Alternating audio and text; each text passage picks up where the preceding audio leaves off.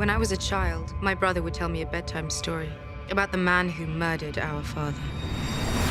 About all the things we would do to that man. He never should have trusted Cersei. You never should have either. Death. It's got many faces. I look forward to seeing this one. How long do we have?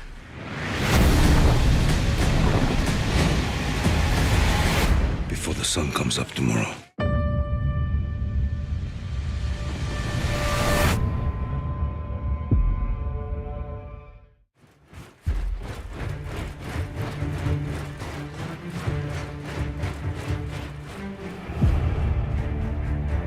The kind of pomp and majesty of Dany's arrival, it just felt like the natural place to start the season. The arrival was a way to capture what was at stake for Dany and for Jon. Looking back to the very beginning and how young Maisie was back then and wearing the Stark soldier's helmet falling over her head, and she just looks like this little kid. And now she's a grown woman and she's there watching again, but this time she steps aside to let a little kid come in to watch because she remembers how thrilling it was. It's a whole new procession, and so instead of Robert arriving with Queen Cersei and Jaime Lannister and the Hound, it's Daenerys coming with Jon Snow. I don't think the North is the most welcoming place to outsiders. Dany's smart, she senses that distrust, and she's gonna make the best of a bad situation, but that doesn't mean that she likes it or she's happy. When you're doing something good for people and you get met with what Sansa gives her, and they meet in the courtyard, it's understandable that she would be upset. We've been with these characters on a pretty regular basis all the time for the past however many years. The fact that they're coming back together again for the first time means more to them than it may mean to us. The Lady of Winterfell has a nice ring to it. So does Hand of the Queen. Depending on the Queen, I suppose. I think that if Tyrion were to have shown up on his own to Winterfell, he would have gotten a much different reception from Sansa than he did coming as the Hand of the Queen, Daenerys Targaryen. There's also the specific thing that happens in that scene, which is Tyrion has told everybody that the Lannisters are coming to join the cause, and it's amazing to her that this person she thought was so smart would ever take Cersei at her word on something like that. I used to think you were the cleverest man alive. How did you survive a knife through the heart? I didn't. Jon Snow and Arya are two of the most important characters in the story, and they love each other very deeply.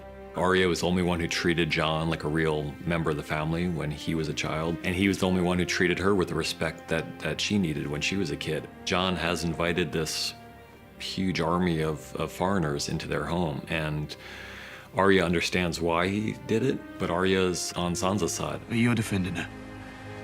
I'm defending our family. So is she. I'm her family too. Don't forget that. Blood is definitely thicker than water when it comes to Starks.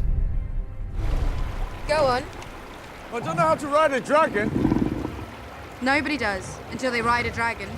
No one's ever ridden a dragon except for Dany. Only Targaryens can ride dragons, and that should be a sign for Jon. Jon's not always the quickest on the uptick, but eventually he gets there. We wanted to kind of re-anchor their relationship. It seemed important for it to involve the dragons, since the dragons play such an important role. It's a major thing for her when she sees they have some kind of connection to him. They allow him to be around them. And when he flies up with her and shows her where he used to hunt as a kid, I think she falls even farther in love with him. Seeing Jon and Dany on the dragons together, it's a Jon and Dany moment, but it also seeds in the idea that these creatures will accept Jon Snow as one of their riders. Don't be afraid.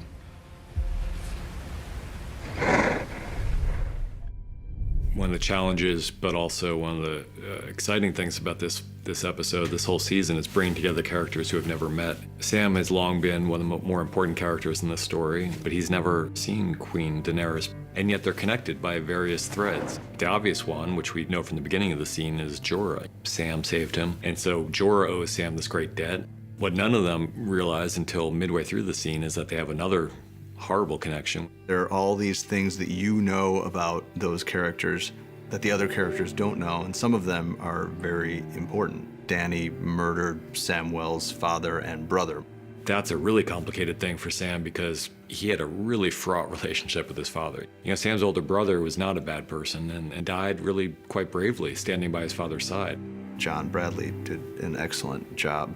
The difference between the way he takes the news of his father's death and the way he takes the news of his brother's death, it was a subtle thing that he does with very few words. It's the kind of thing that he could find out in a number of different ways, but it seemed like an effective preamble and way into that later moment. Daenerys. She executed my father and brother. Not executed men who disobeyed me. You've also spared men.